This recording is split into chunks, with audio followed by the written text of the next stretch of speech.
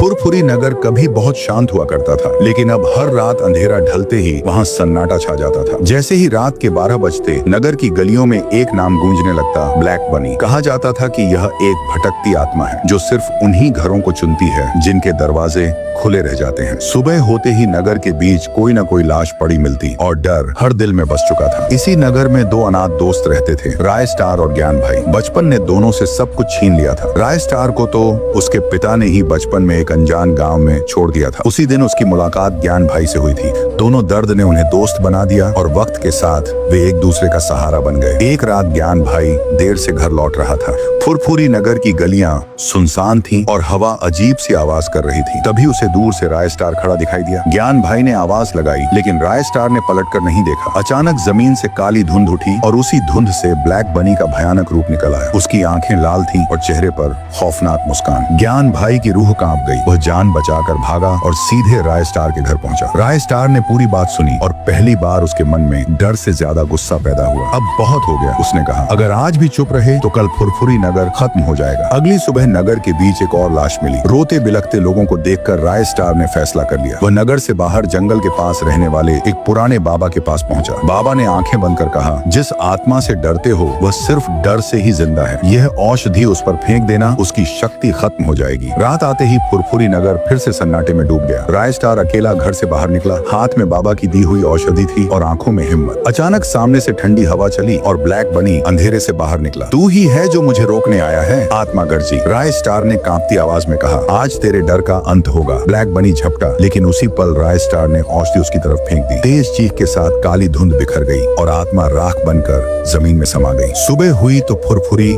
नगर की हवा बदल चुकी थी। दरवाजे खुले थे, चेहरे पर मुस्कान थी। राय स्टार और ज्ञान भाई ने पहली बार चैन की सांस ली। लेकिन नगर के लोग आज भी कहते हैं, अगर कभी रात में काली धुंध दिखे तो समझ लेना ब्लैक बनी की परछाई अभी भी कहीं न कहीं मौजूद है।